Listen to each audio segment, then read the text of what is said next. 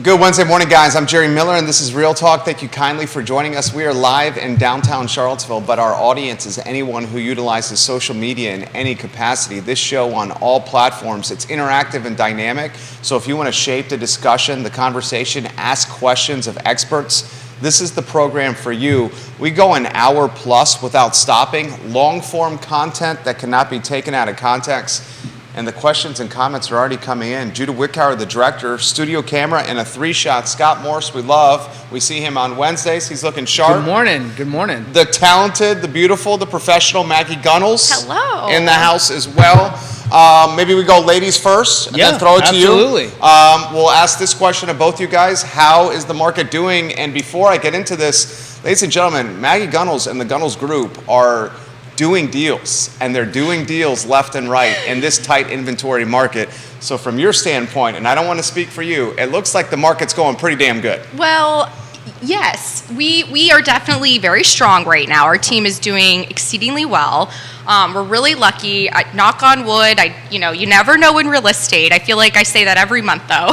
True. But we're doing really well. The market's strong. There's just not a lot of business to go around. So it's tight inventory, tight qualified buyers, just not a lot of business for everybody. So, but luckily my team's been staying very strong. Why do you think that is? I know it's because prior to this market, we already had a strong, thriving business, and we already had a recognizable brand. We already had loyal customer or clients. We've already had a portion.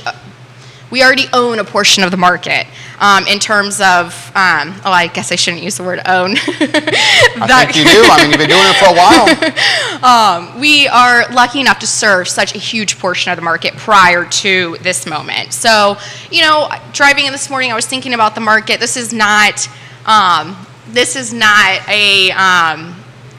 the Great Recession.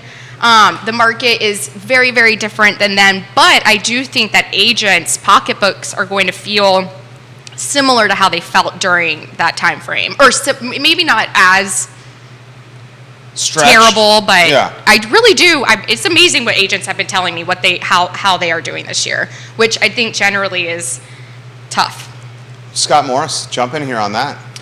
I mean, I think there's a lot to be said about that, and part of that has to do with the comment on already being established and how that's going to affect success going forward. It's certainly difficult for someone just walking in right now compared to what the last 3 years would like. You couldn't just post an image of yourself on Facebook and somebody go, I want that person to sell my house. I need that person to represent me buying a house. Having an established brand is super important. And on top of that, a big part of that going forward, and this is a bell that I cannot stop ringing, a huge portion of our future buyer pool is going to be people who already own homes. Because though it's more and more difficult to get that first-time buyer qualified at a higher rate and a higher demand with such lower inventory. So those people selling who are making that move up and that transition as rates fall, as we go from the position that we're in now to a future rate environment of say 5.5% going into next year, those buyers who already own homes are going to be the people who are it's going to make the most sense for to convert.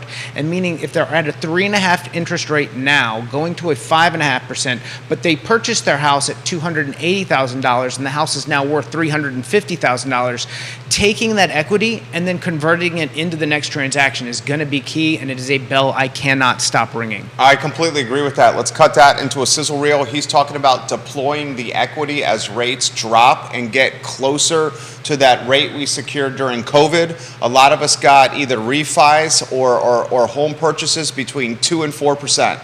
And he's predicting, and this dude's crystal ball is pretty damn good, that rates, you said, in the mid-5s, Q1, Q2 of next year? Is that what you're saying? Yes, that's what I'm saying. Okay, how does that impact the market, Maggie Gunnels? I think it's going to help it significantly. It's really difficult for the average person to afford a mortgage payment right now or rent. Sure. Just anything across the board. Everything monthly is super expensive, which is all the more reason to buy a house and invest in a house, because you're investing in a secure secure housing for yourself. You're shoring up your housing for as long as you want to own the property. So rent can go up, but buying a house, you are secure. It's a piggy bank. Yeah, it is a bank account. That's the only, I never want people to sell their real estate, just like hold on to it. So it aches me knowing when people have to let go of low interest rates, like as you were talking, but like obviously has to happen. Also, not everybody is the personality to be a landlord. There are some people, sell your real estate. Yeah. If you can't sleep at night wondering Call about me what's for happening, that's true. Fine, get somebody to manage the property for Right. you. That's a solution as well. Well, I totally agree with you. It's not for everybody. It's something to consider all the pros and cons with rental management. However, I always tell people, any job, anything that's going to produce income typically has a little bit of pains associated with it. Like nothing comes for free, right?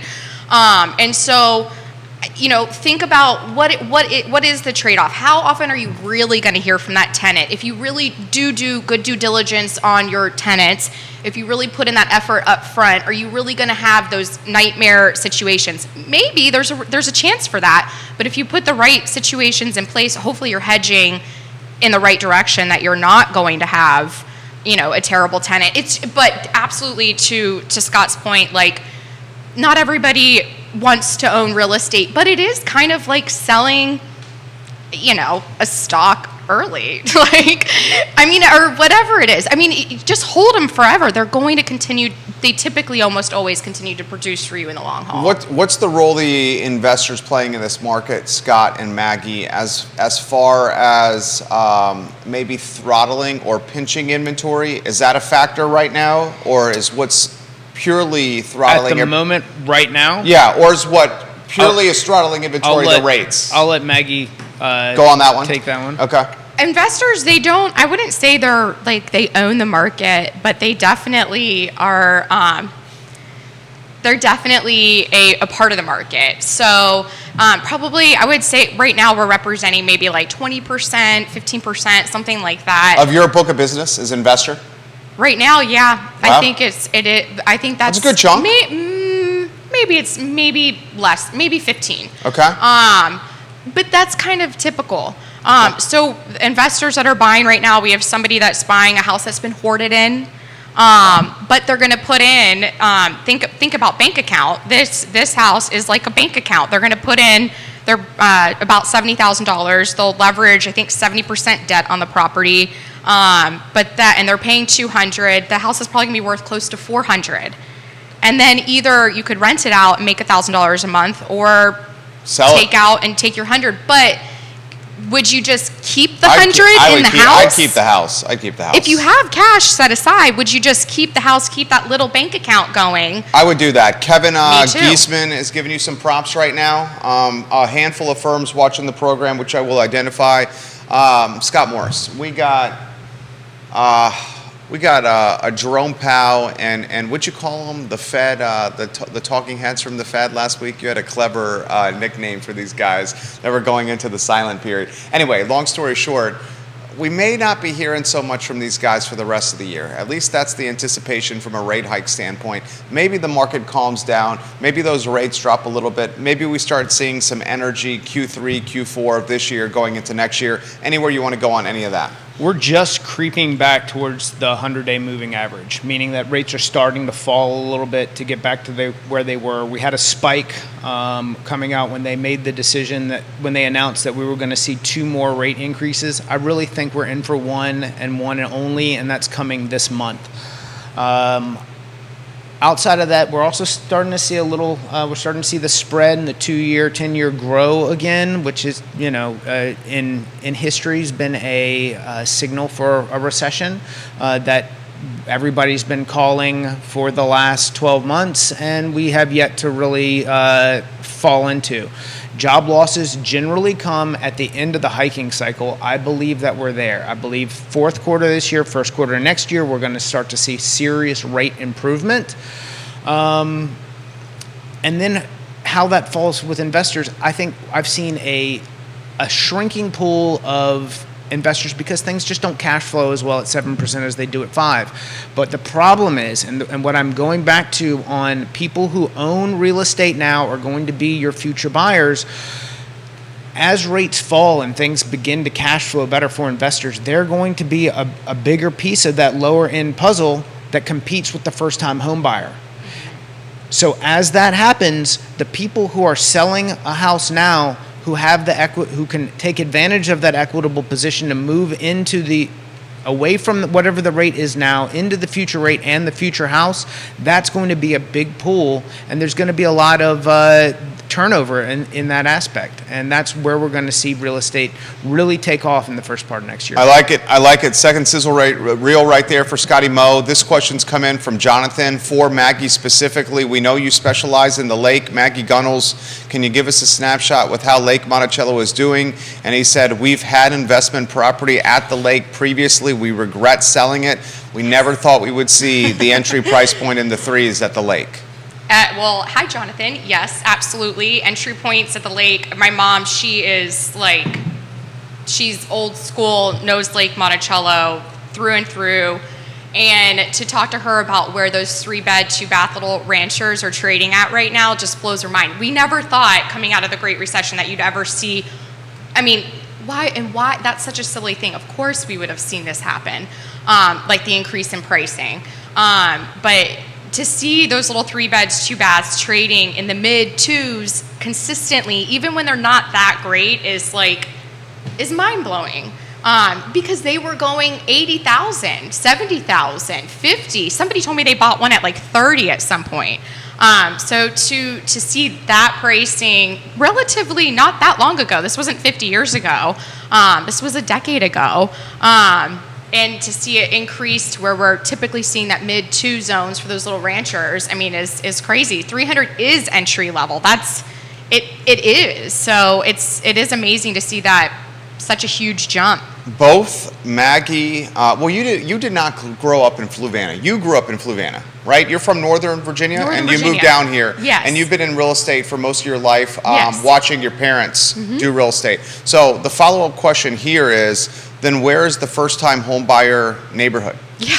It's still the lake. It's still the lake. It's still the lake. It's Lake Monticello. It's Buckingham. It's Scottsville. It's Mineral. It's certain rural parts of Louisa and in Fluvanna County. It's western sections of Goochland. It's going to be maybe certain sections of Madison.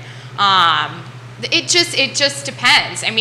There is the house, the hoarded house that's being sold, which, to your point, like most people, so many, it was never actually brought to market, so there would have been such a flood of buyers, but nobody would have been able to compete with the investors on that property. I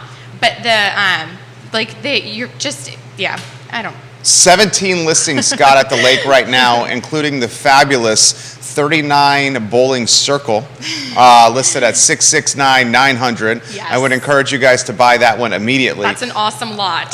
Scott, awesome lot. You're looking waterfront, right? Yeah, it's in its main lake. It's beautiful. It's flat. I know this is a bit of a stretch, but it almost feels like you're like on the ocean. Wow, okay, I like that.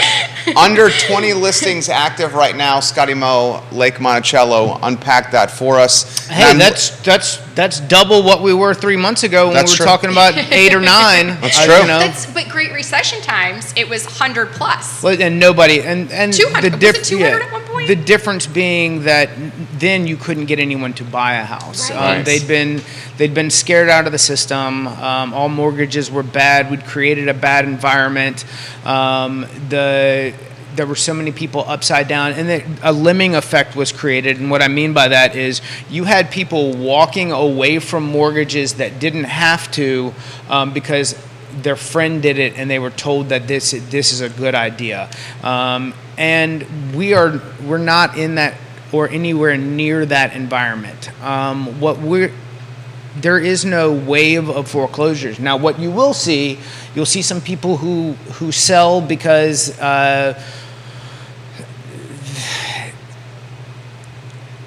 with student loans coming back into play and a number of COVID-related debt extensions that are now back Being to lifted. being lifted and Yeah. back on the consumer burden. Discretionary spending will slow, and there'll be people that are forced to make some decisions, but there's not a wave of inventory to come along with it, and it certainly couldn't be absorbed by the number of buyers that we have already in the pool. That's the biggest take for me, is that that's just not there.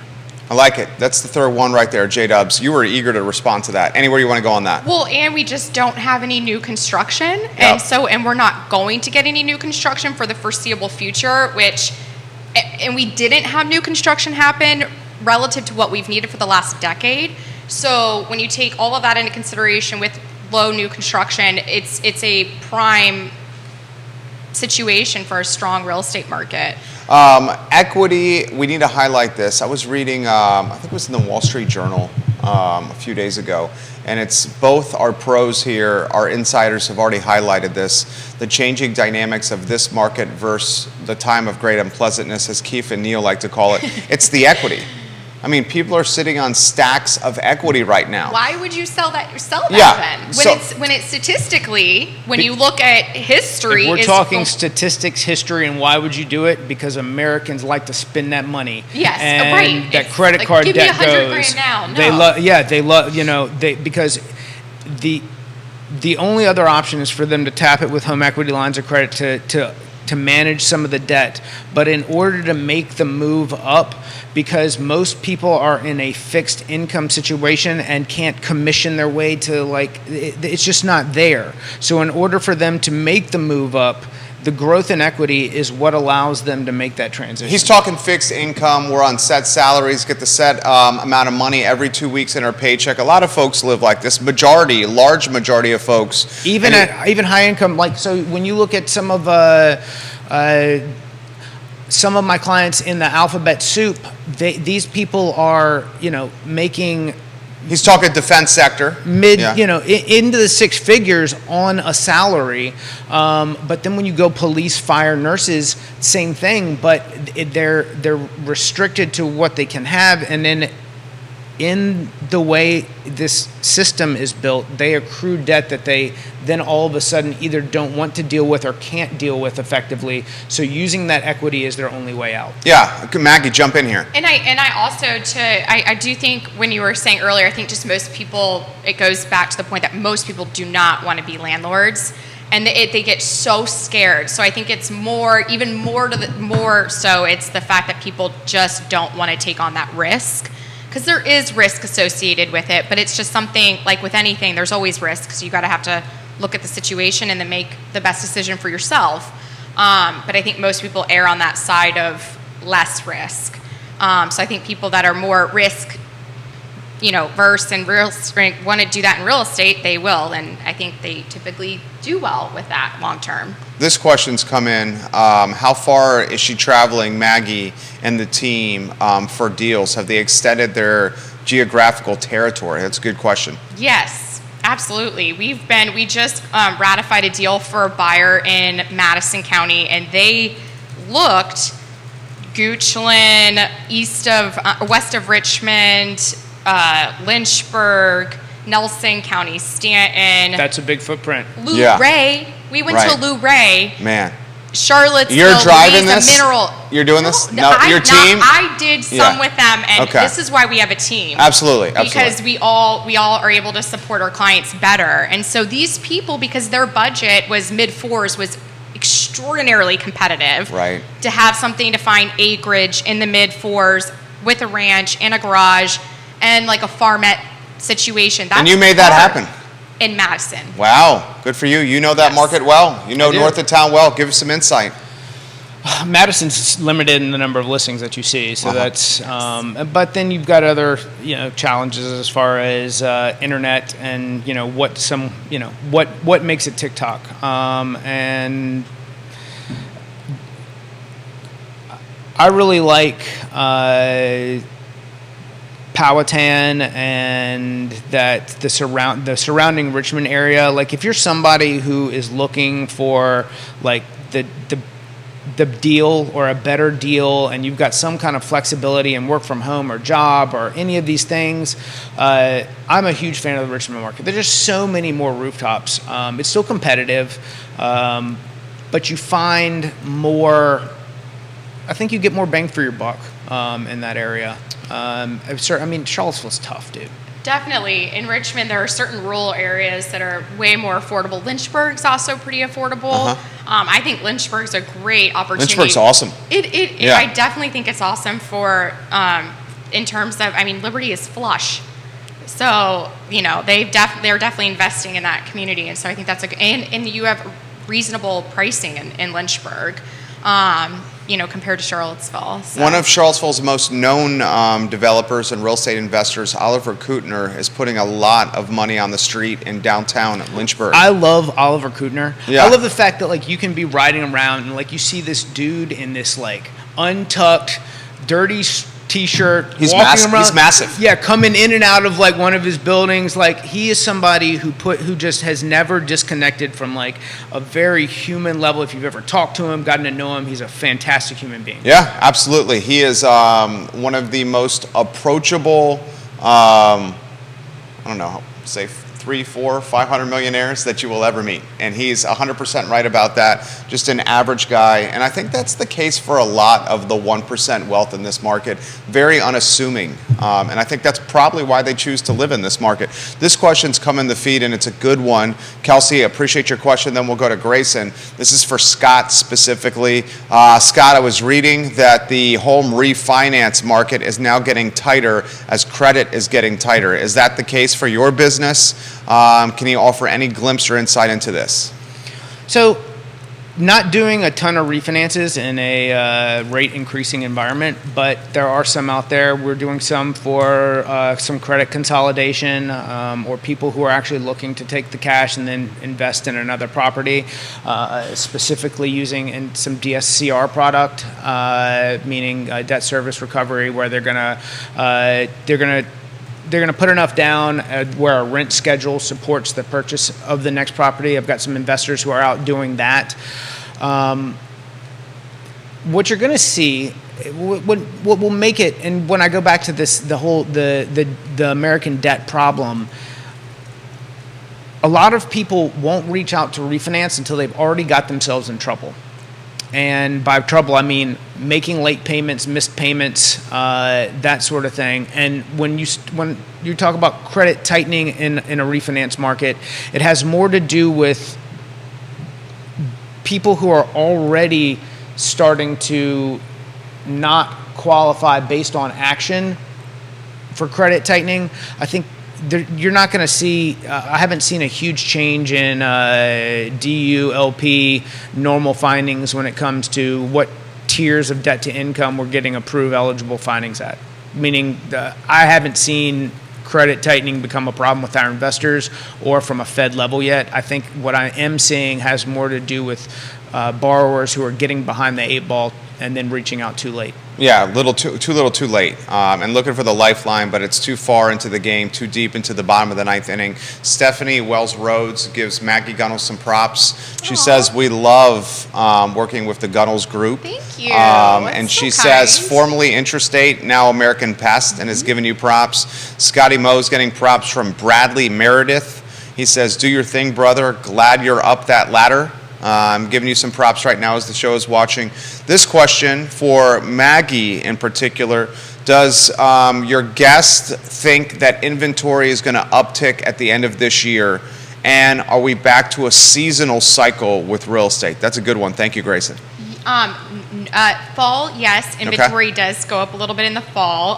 But fall is probably one of the best times to sell your house, by the way. And why is that? Because we have people that are shopping in the fall are super serious buyers. Okay. And so we don't have a lot of just lookers in the market, and they have to move because of job or some life event that's forcing that time frame. And then we just don't have a lot of inventory. So people typically think of a good real estate market in the spring, and so fall is great. A lot of strong buyers, serious buyers, not a lot of inventory. That's when you see a lot of the leftover inventory finally go pending. Is like the end of September. End of September, people are back from summer, more serious shoppers, folks perhaps not kicking the tires as much as you would see in the spring market. Yeah. Do you see the inventory uptick in Scott? And also, how's your deal flow? Like, he's a good indicator of people coming in for the pre-qualifications. We've had a rise in applications over the last few weeks. That's great. Yeah. I think that rates are going to drive inventory for the next 6 months. And what I mean by that is, if we see rates fall, you will see more people willing to list to see what the next step is. That's what I see happening. But along with that, and so this isn't just a problem at $300,000 to $350,000. Like, I've got clients who are in 10 plus multiple offer situations at $1 million and not win, and having the conversation of, and they know when I say, look, this is good, if we're starting to see rates trend down a little bit, but at the same time, that's going to put more people in your pool.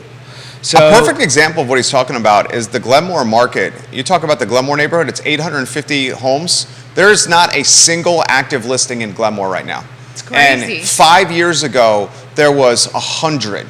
Crazy. And the days on market in Glenmore were like a year and change. Right. In an 850 unit neighborhood. And the paper houses, these are the last 2 developable lots in this neighborhood. So not the choice lots. I guess I shouldn't say choice lots. I'll just leave it at the last lots to be developed in an 850 lot neighborhood. And then let people infer. The paper houses that are on the market right now are 1489 and 1389, and that's new construction. So once this new construction is done, the existing construction that's going to come on is going to move even quicker, and the days on market for these units is single digits, and this is $1 million plus. This is exactly what you're talking about. Some of the hardscape renovations I've seen in that neighborhood over the last year are bonkers. They're bonkers. And I think it's a reflection of the tight inventory, and that people are just choosing to stay in their house and maybe tap the equity improve it. Also, but where do you go? There's not another Glenmore, and I've made the joke that everybody in Glenmore wants to move to Farmington, but they're not That's moving. a big delta. It is. That's a large delta. It's also a joke. Yeah. Right. I've actually heard that from some of the neighbors that you made that comment. Just a heads up, by the way. Okay. It's all love. All love. That's a large delta. Your thoughts on this? Because you know this market well. Anywhere you want to go on this market, Glenmore and this price point. I mean, the entry price point now, I think, is like 1.1 here. Yeah. No, I think it just goes back. I think everything applies. Everything we're talking about applies to the entire market. There's just no inventory. Right. All price points tend to be extremely competitive, even at $1 million price point. And so, because again, there's no inventory. So and we're not going to get inventory. So here's a tough question for both of you guys, and I think this is crazy to even ask, but I think the bar or the goal line has moved. Is $1 million even luxury anymore in this market? Long and Foster does not think it is. That's okay. So let's unpack that. I don't think the $1 million price point is even considered luxury anymore, and that used to be the threshold. It's certainly jumbo. It's not far off. Okay. I would have to triple check this, but I thought it was around 1.5, somewhere in there. Okay, well, I mean, that's a pretty big delta, 1 to 1.5. Yes, okay. It is. I agree. So you're saying you're seeing a lot of remodeling or updating that's going to have to happen at that price point? Yeah, I mean, if you want to. I still think there's a mental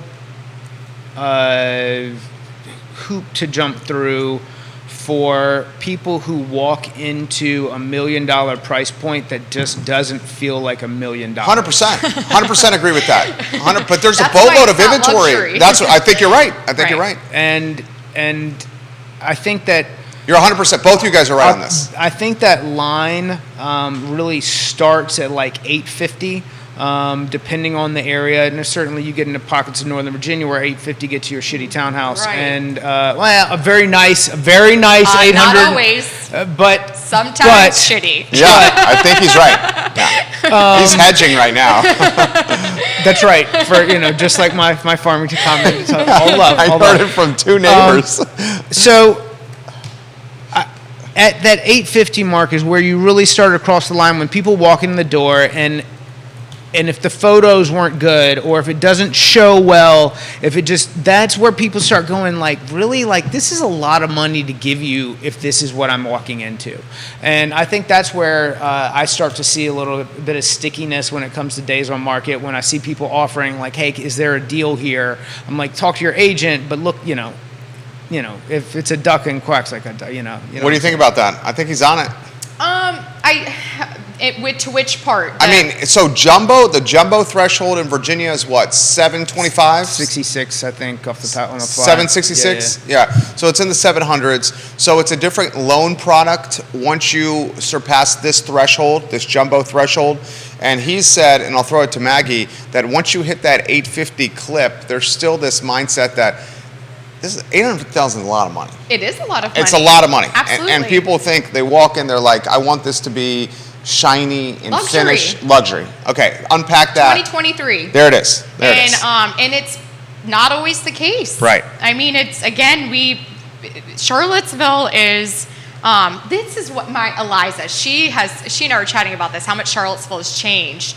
And there's a lot of money in this town. And so and there's just not a lot of inventory. And I mean, people are going to pay, the people that have to move are going to end up buying those places because you're going to have to move. And so I don't think prices are going to.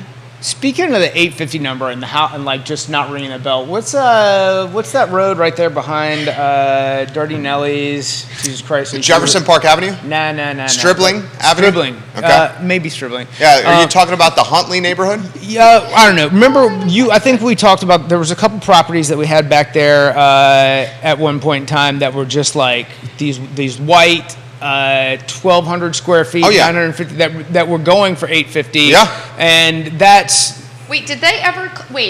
Were they? Did they ever close?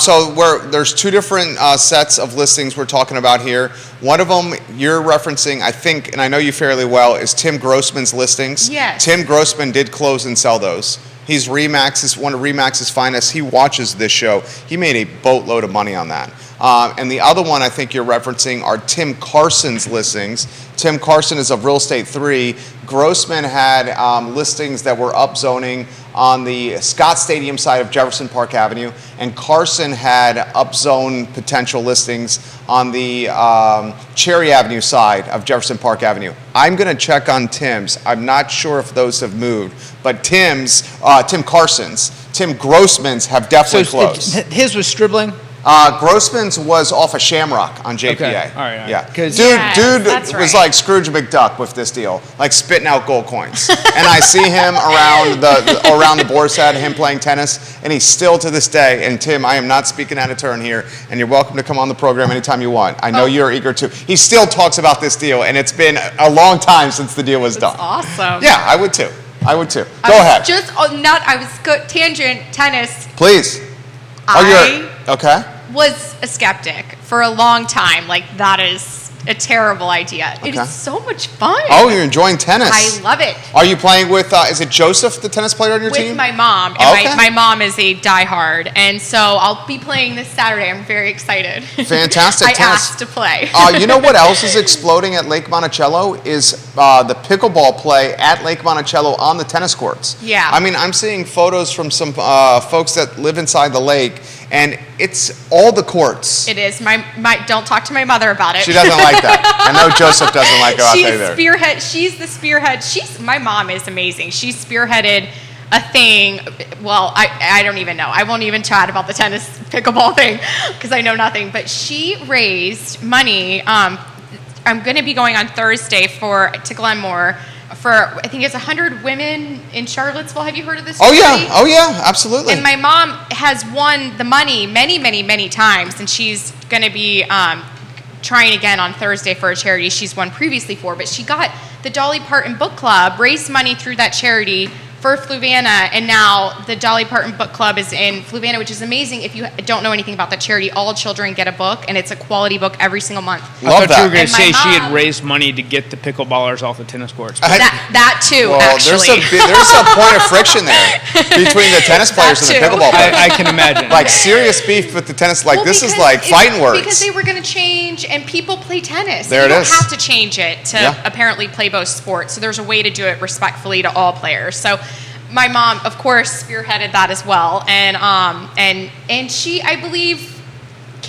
was able to negotiate a solution that everybody was very happy with. Your mom negotiated a win-win deal. Of Imagine course. that. Well Imagine done. that. Very, very well done. They have deal making in their blood. Yes. I mean, I'm looking at the MLS now in the city of Charlottesville here, Scott, and attached property you can find in the twos. There's a couple, including one on JPA, a one-bedroom, one-bath condo for $219.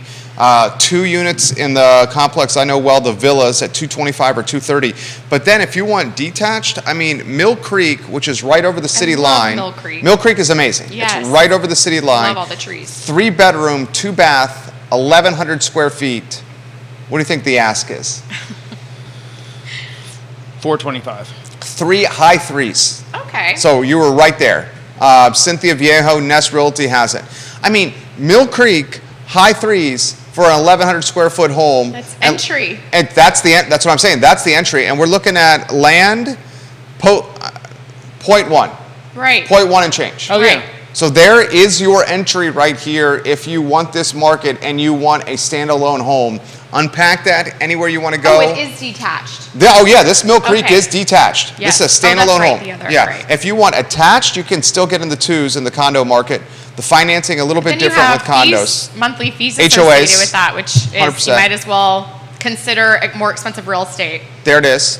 Mill Creek would still have HOAs, but much less than the monthly fees, the assessments at a condo complex. To Maggie's point, $365 for a 3-bedroom, 2-bath, 1,100 square feet. Scott, anywhere you want to go. I mean, it's kind of like what that is the bell. Like, again, I cannot stop saying this. It's going to be more and more difficult for the entry-level buyer due to the lack of inventory, and the majority of people who are going to create transactions are those that are moving from something they own to something that they want to own instead. And if they accrued some debt rather than refinancing, can they make a step up, clear debt off? There's a lot of different options going forward, but as we move into a falling rate environment, those are going to be your initial buyers until we get to the bottom of that rate environment. Once we get enough inventory back on the board, investors who've had a property, look, there's a lot of people. The number of people who came in talking about their super hot Airbnb dreams that maybe bought something that isn't going the way they thought it was going to be, that's going to turn over. You're going to have people who thought they wanted to be landlords and they don't. You're going to have people who had a bad tenant. That's going to come back. There's going to be a lot of opportunity, and the more and more of that comes loose, along with people who are kind of trying to make transitions as rates continue to fall, this living organism of real estate inventory will continue to rebuild. And it's going to get better for the first-time buyer, but it's going to take a while to get there. And the initial people who are going to start making inventory happen are people who are looking to make a move up and transition from one property to another. I love it. Maggie, jump in. I also want to look at 10th and Page. And 10th and Page is walkability for Charlottesville anywhere, literally in the shadows of Dairy Market, 10th and Page. I'm looking at a listing, fantastic one from Angus Arrington of Real Estate 3, $425,000 asking price, $425,900 to be exact. It's a 30-plus-year-old home, 3-bedroom, 1.5 bath on 0.14. Okay, yeah, that's right when I said 425, that's what I was picturing. One photo on the MLS Right. of the listing. Just one photo. I mean, Look, there's nothing more annoying to me than, maybe it's a strategy. I'm not trying to throw shade. Look, my job is to I want to win. I want every realtor to like me. But dude, if you're listing a house and you've got one photo up, and is it good for is that the best thing for your client? Here's the Sometimes photo. it is. Yeah, Okay. I think in this Absolutely. particular All case. right. Okay. In this particular case, it may be in that you I want love to Angus, get and you want to Angus get is a people pro. there. You want to get people. I- Break down the strategy. Angus is a pro, and sometimes absolutely that's the best situation for your client. Explain why. Because And it doesn't have to be leads. Okay, go ahead. And I have not been in this property. I do not know their strategy behind a single pitcher. Angus, love doing deals with him. He is a pro, but for sometimes the strategy is because the house needs a ton of work. Doesn't show well inside. It doesn't show well. And you need to get people to show up. And you got to get people inside. Yeah. And then they're going to be curious. Just given the neighborhood, lack of inventory, walkability, all of that, they're going to be curious about 10th and Page. And so you're going to get calls, which is what you want. You want to be able to garner interest. So absolutely, that is sometimes the winning strategy. I like to take Stripling Avenue. Folks are asking us to bring up Huntley, which is a relatively new neighborhood. This is the one behind. RL Buyer Bolt. That's right. That's right.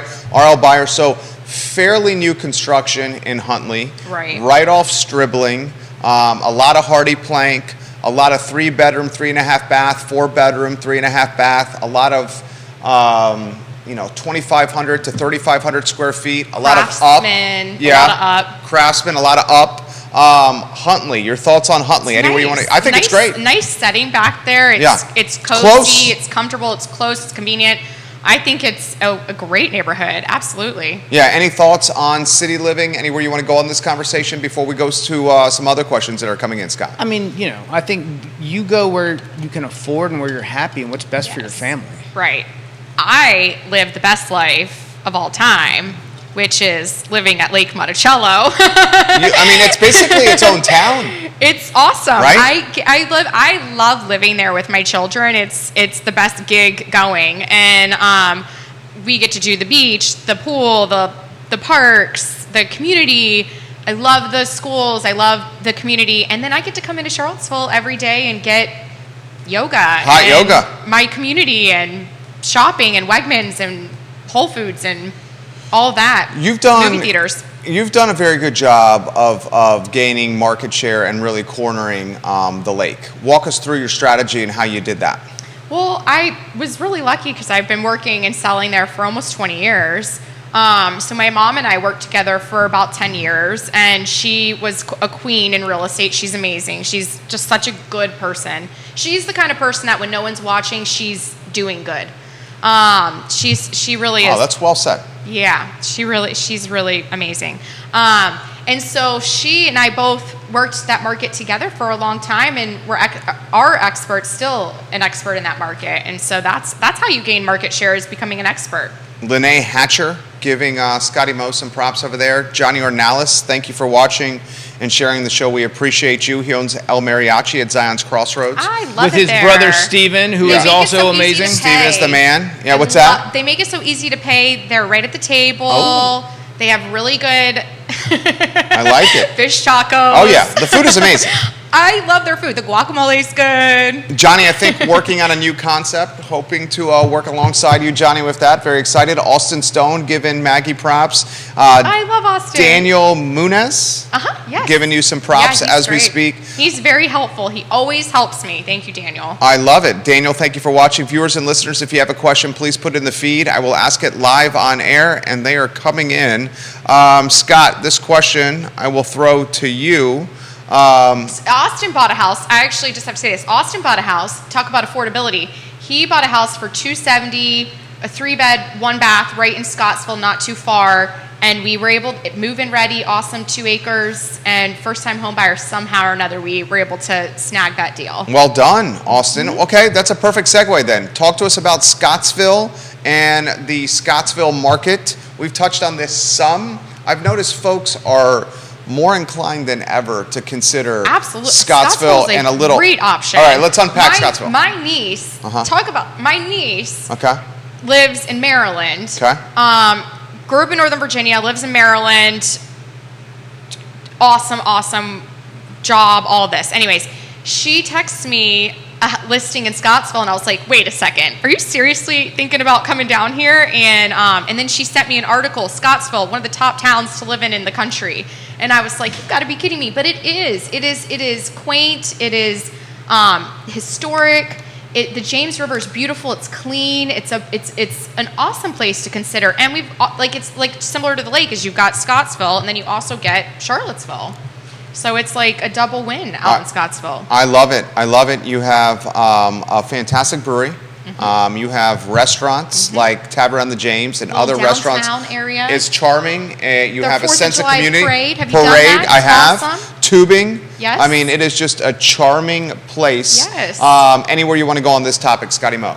I mean, I love Scottsville. You know, I grew up floating Warren to Hatton, and you know that I lived on the other end, and we drop in and do a Scottsville to Columbia float occasionally on boats instead of tubes, where we'll camp overnight. Like, you know, this is, you know, it's literally where I'm from. I know a ton of people in the area. There's some amazing shops down there. Some friends of mine have recently opened an outdoor supply company store, the Sims. It's just the Goods. I'm sorry, Erica Sims and her husband. But it's an awesome little community. There's enough income to support what's there now. 40 years ago, 30 years ago, that wasn't the case. Now it is. You've seen a complete and total revamp of the downtown area. It's just an amazing community. It's a little diamond. I agree. Jamie Turner watching. Lives in Culpeper, and he's a real estate investor. He makes mention of Lake Monticello, and I'll segue from Lake Monticello to this question for the pros. What is the next Lake Monticello for Central Virginia? Is there one? There's another 4,000? Where are you going to put another? Yes. 4,300 units. Yeah. Where are you going to put that many rooftops? It is such a unique situation. Is it green? Are we going to be Greene County here? Greene County's got, I don't know, Neil Williamson's watching the program. He'll correct me on this. I want to say between 400 and 600 units coming into the pipe. And I'm already seeing from a lot of people, I get the comments from everyone, that after these 400 to 600 units come into the pipe in Greene County, that the political capital from voters has now been evaporated. They're like, we have enough development here. And it goes back to infrastructure. Yeah, because they want to keep it rural. A lot of folks do. Culpeper has a lot of growth happening. There's at least 3 different developments at the moment that are just starting to come on, and they'll come consecutively. So we've got years of new rooftop growth, which is, depending on where you are, it's still very rural. It's it could be a bedroom community to Northern Virginia, right. Charlottesville, or Fredericksburg. I'm 45 minutes from all. I live right at the 1529 Route 3 kind of hub. So there's a lot of opportunity there, and probably more so for growth there.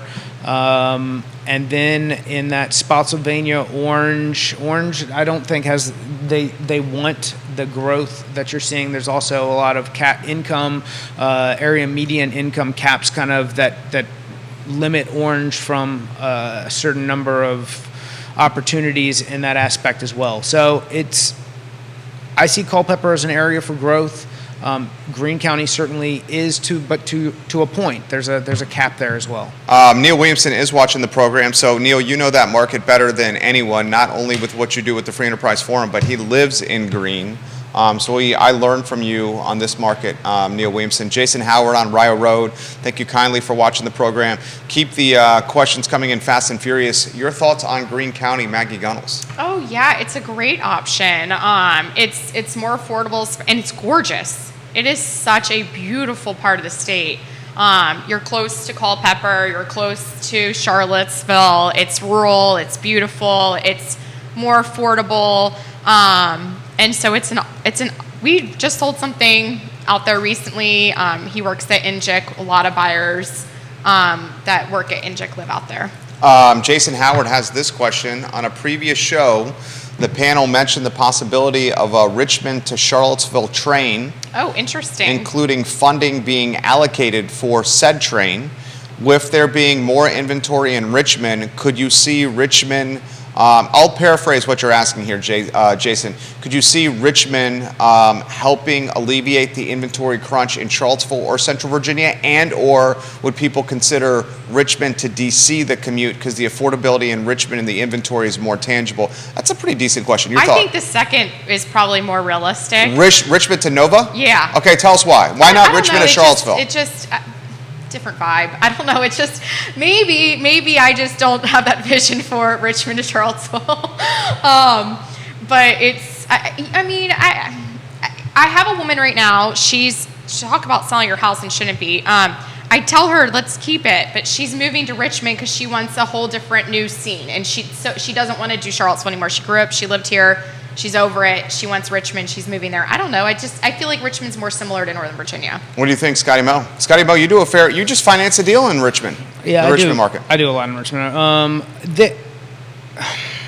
As far as it being a bedroom community for Northern Virginia, I mean it runs right into 95, and there's certainly people who already do it on one side of the city, but it's still a hike. It is definitely a hike. Yeah, I don't know that.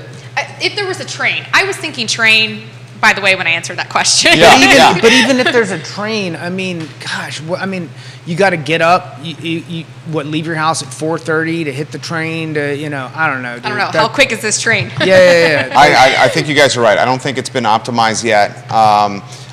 Before I forget, my family and I enjoyed the splash pad in Culpeper. Nice. On Sunday. Had a very good time right there.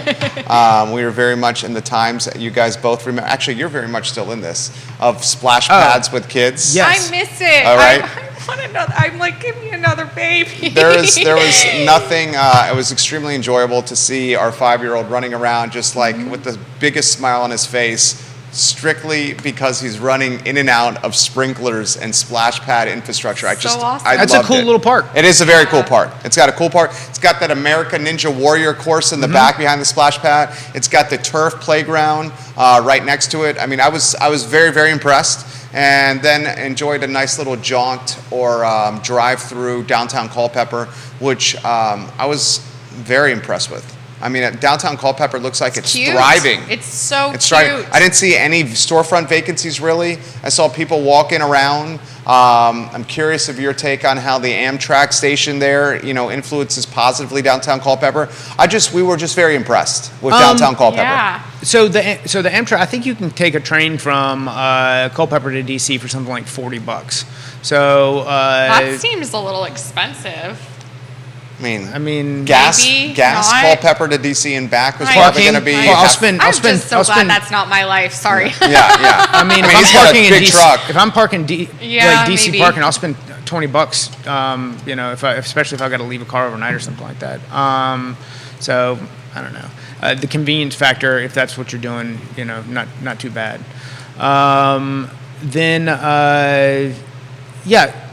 Not a lot of storefront vacancy. I don't know how much it certainly gets some weekend traffic just from the Amtrak station. I saw a lot of people walking around. Yeah, I can see that. Somebody getting out of DC to come down and just get a different vibe. Well, I just don't know the market. I would love to learn. I mean, it seemed to me downtown Culpeper, I did not see very much storefront vacancy. It seemed to me downtown Culpeper was popping. There's actually been a growth in some of the vacancies that sat for a long time have filled post-COVID more quickly than I would have expected. Awesome. Comments coming in fast and furious. We're actually going to go back. So I'm going to text you we'll end up going back to the splash pad for our oldest, and then we're going to need to wet the whistle afterwards. So I'm going to get some suggestions. This is from Neil, and he says, tonight, so this is timely, tonight the Greene County Planning Commission will be discussing a rezoning that would allow townhouse product on US 33 bypass in Sandersville. Currently, it's by right. It would allow 500 FSR. Rezoning would allow a different housing product. So here, he's got a question for you, Neil. Thank you. Do your guests think all SFR or mixed product is a better development in terms of sale and price variety? That's a great question. You want to touch? You like the variety? Yeah, I think so. Especially if the goal is. It depends what the goal is. It seems to me something like that would already be kind of Greene County in that spot right there on 33. Like I would think that would already be a price point that's, Yeah, I think variety would be important. And also something, maybe some not Section 8 or some they're doing at the lake at Colonial Circle, something like that. Scott, single family rental, R1, single family detached, or do you like the variety type in a development? We're talking mixed use, like I like the idea of it. It just depends on that area right there. Certainly is the place to support it. Yeah. The question that comes to me then becomes parking. Like, how do what does that look like in that little that corner there? There's, the one thing that I don't love about Ruckersville is kind of it got that strip mall look from the way it was originally developed, and I think maybe there'll be some evolution to that over time. I was going to say, maybe it would be nice if they could make it look appealing, more aesthetically appealing, something long now, term. At the same time, maybe without the crazy restrictions of Albemarle County. Right. So there's got to be some. Got to be fluid, malleable. Yeah, there's probably some flexibility. Yeah, there to be had, but certainly you want it more aesthetically pleasing, but at the same time you don't want to have to beg permission to put your sign outside. There you go. Earlysville's finest, Vanessa Parkhill, commenting on the show. She says, I agree with the panel. Scottsville is a great town. It's a great town. She says the downside is it's hard to get anywhere else from Scottsville. Zion's Crossroads, Greene County are much more accessible than the town of Scottsville. I'll give her that. 20 could be a challenging road to commute I do not personally. Because of the windy nature, and it's 2-lane. It's that one point when the road drops on the left. It's just people are on texting. It's a little bit.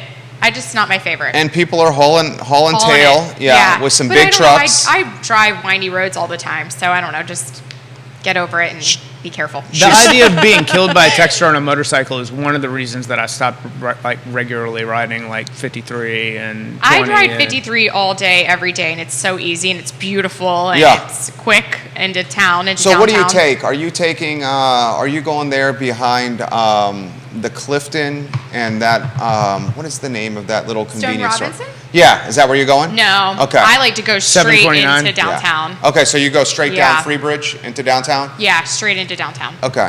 So occasionally I'm hopping over there by Stone Robinson, jumping on 729, and then coming out. I guess that would then come out by Carter's Mountain. It does. To avoid the Freebridge traffic.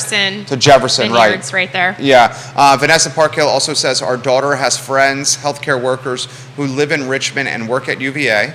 But she said the Richmond to Northern Virginia commute is brutal. You're talking a commute up I-95, and that would not be pleasant. How long is it? How long? How does that compare to Culpeper? I was curious about that. I think that's a good question for him. His territory is Virginia, North Carolina, Pennsylvania, and D.C. So he's got a vast territory here. He's the market manager of all these markets. Are we talking about Richmond and Nova? Is that 3.5, depending on traffic? Hours? Is it that far? No, it's like an hour and 40 minutes. Really? Yeah. Hour 40? That's what I thought. Hour 40, and that's no traffic? But I was sort of thinking Fredericksburg was more like that. But okay. Fredericksburg's closer. Is it? Yeah. What's the Fredericksburg commute? About an hour. I only like Charlottesville. Yeah, we like Charlottesville. And what's your commute from Culpeper? I can be on the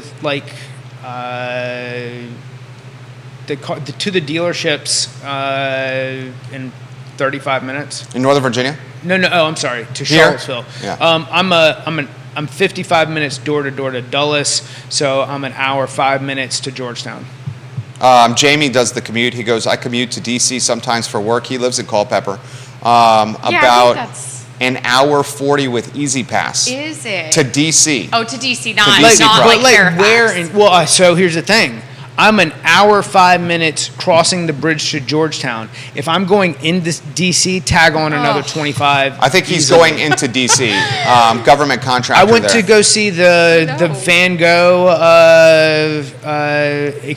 immersion experience or whatever it was. I crossed the bridge right at an hour. It was another 40 minutes to go the other 4 miles.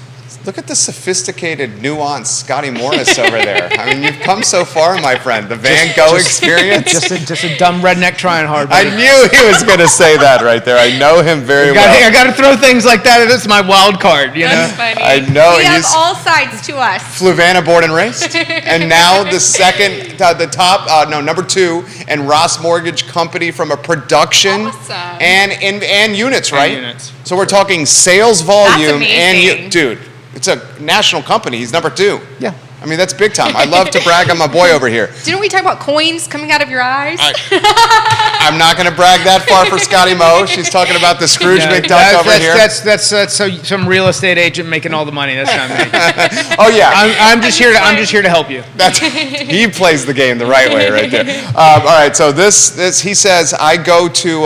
It's not bad. I get to Tyson's though. It's like an hour 20 tops to Tyson's from Culpeper. Yeah, that seems. And he also says a lot of DC and that big time money now shopping on Davis Street in downtown Culpeper, looking for kind of like a quality of life or change. Yeah, like they do in Western Loudon. Right, exactly. They're just trying to get out of the city. Cheryl Lynn Loudon Council. 1 is like a whole nother experience compared to like what Loudon was like. Yeah, it's Put it in perspective. crazy.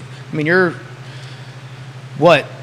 $850,000 as an entry point. 1-1, like it's bonkers. 1-1 in Loudon. Yeah, Loudon 1. It's like a little. I've heard of it. I don't really. I don't know. It's like a walking neighborhood. Okay. The extent I mean, of my. Northern Virginia is so expensive. That's where I'm from, and it's. Did you have a townhouse up there or something? Did you own something up there at one time? No. Okay. No, but my family's up there. Gotcha. So comments coming in, fast and furious here. Stephanie, we're going to get to your comment here. Goodness, there's a lot of comments. 1 Loudon is insane. In fact, multiple people have said 1 Loudon is bananas. Yeah, Scott, that's my from a friend price Katie. standpoint. Yeah. But that is Northern Virginia. I mean, it's. You doing any business expensive. up there, or do you No. just refer that I out? always refer to Katie Covey. Okay. She's with Long and Foster. I love her. I've known her since college. I love it. We studied in Spain together. You studied in Good Spain, friend, okay. yes. So, Stephanie, I'll get to your comment here. I'm going to find it in a matter of moments. She said she raised her kids at Lake Monticello. Stephanie Rhodes. Stephanie Rhodes. Her parents owned a beautiful waterfront. I've In actually her seen house. it. I think I was in her house. I think She that has was a ranch. No, Cameron owned a ranch in Riverside. A really beautiful ranch. the Wells, Mr. and Mrs. Wells. And Stephanie, did we not film the first commercial at Mr. and Mrs. Wells' waterfront house? I think we did. I love looking at it across from the main beach. It's beautiful. And I remember seeing that beautiful red boat in the garage, or maybe that was at Valley Termite and Pest Control where I saw the red boat. Vanessa Parkhill says Culpeper and even Charlottesville are more attractive for Nova DC employees because of the work hybrid schedules. And I think people are looking for quality of life and more green space and more. Northern Virginia, it's hard to find those types of things. So- you get that in Culpeper. Listen to this, what he's about to drop These here. are townhomes. There's one for $749 and 1 Loudon. A townhome. These are also townhomes that the other 5 are 1.2, 1.3, 1.3, 1.2, 1.4. Yeah. That's bananas. Townhomes. Now, Yeah, it's- that's the walkability, right? Yeah. Okay, that's why you're paying for it? It's Northern Virginia. I know someone that is a teacher in Northern Virginia. I think about income. She's a teacher, a public school teacher. Comparing I think she makes 150, 125. Good for her. And I mean, she is like an assistant principal, maybe something like that. So she's administrator. Yes, Okay. but I mean that's that's different than what most Oh, no public doubt. schools For sure. are making. Public school, anything. Yeah. So Stephanie says her daughter, you may know, is Corinne Rhodes. Now Corinne Stanley. oh my goodness, we love her. Okay. It sounds like you guys know each other here. This is She like was the my wonderful. daughter's teacher, and she's awesome. Really? She's awesome. I love her. She is a teacher. Is she in Fluvanna schools or Louisa she's schools? in Fluvanna, Okay. and she's a 3rd grade teacher, and she's one of their best teachers. Stephanie, proud mom. Yes. You're making her She- day. She's watching right Well, now. You're bragging she's- about her daughter. I mean, she is. She's bragging worthy. She's Yeah. awesome. My daughter loves her. Literally will say she's the nicest person she knows in her entire. nicest person I've ever met in my entire life. Corinne Stanley getting some props right now on Real Talk. I love that. She's beautiful. She's a beautiful children, lady. and she is fun and seems like a little just bottle of awesome energy. Now has 2 daughters, Corinne, which I think Stephanie, Corinne is very lucky to have Stephanie. Watches the kids a lot during the day. I wish we had that luxury right now. Yeah. I know you have that luxury.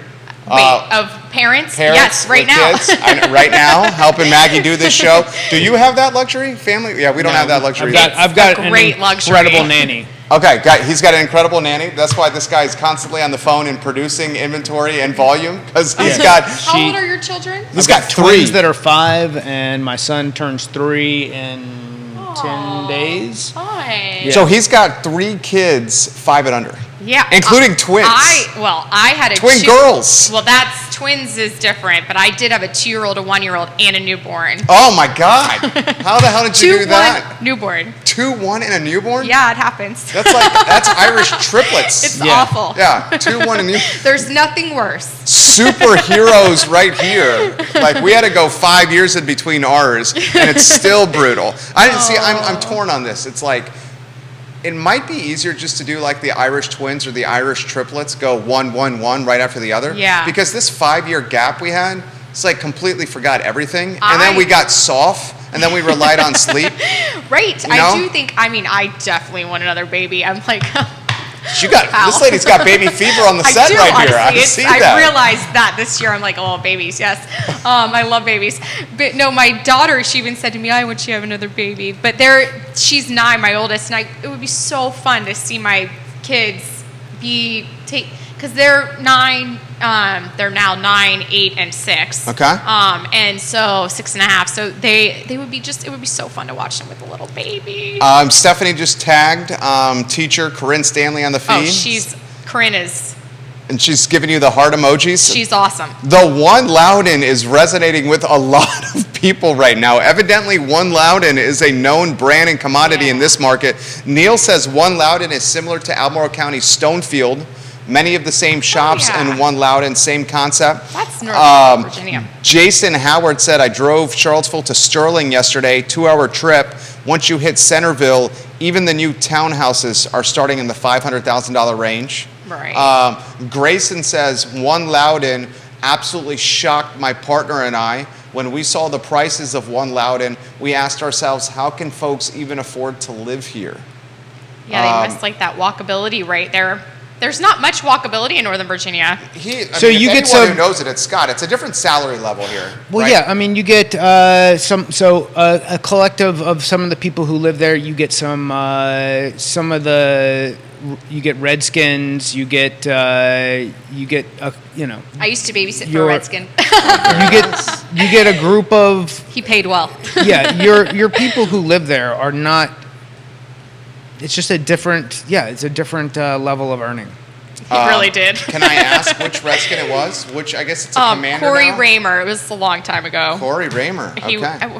I don't even Can remember. I ask but I remember they'd always have Redskins at the house, and I would have limos take me home, and he would give me gobs of cash at the end. Or one of the players. Somebody would always they were great. Can I ask what the rate was? I think I was making like $50 an hour or something. That's not a bad babysitting rate. It was. It's not a bad babysitting rate. Yes. My sister is good friends with them. I love it. Are we commanders now? Is that yes? Oh, I We're the had asked commanders? that question recently too. Yeah, it's. I would have forgotten actually until you said that. The I would have walked out Commanders? thinking it was still the Redskins. Yeah. A lot of folks still do. All right, so dude, this is a dream. 11:30, an hour and 15 minutes flies when you're having fun with friends. All right, we'll close with Maggie, then close with Scott here. Some final thoughts, words you want the viewers and listeners to hear. Oh. Call our team if you need any help with real estate. We'd love to help you. The Gunnels Group. How about, absolutely, and how Yes. about a snapshot on market trends, what you're watching, what you're following, what you see percolating? I definitely think the market's still going to stay tight. I don't think we're going to get a flood of inventory. Maybe we'll see a slight uptick, but nothing significant.